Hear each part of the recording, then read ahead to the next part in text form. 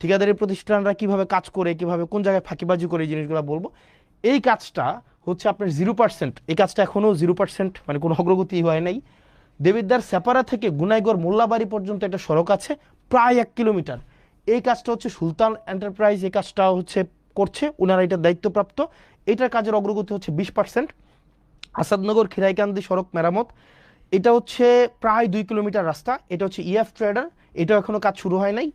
11 গ্রাম primary school থেকে বিপারা সড়ক মেরামত, এটা হচ্ছে শাফিন এন্টারপ্রাইজ এই কাজটা করবে, এটাও এখনো কাজ শুরু হয় নাই।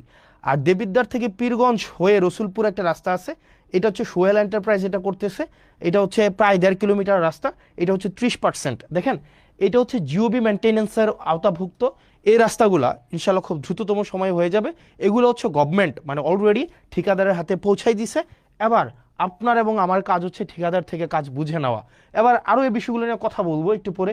তারপরে আছে অত্র উপজেলায় সিসিবি প্রকল্প থেকে যে রাস্তাগুলো আছে, চলেন আমরা সিসিবি প্রকল্প থেকে রাস্তা আছে টোটাল 1টা 2টা 3টা 4টা 5টা 6টা 7টা 8টা রাস্তা আছে টোটাল।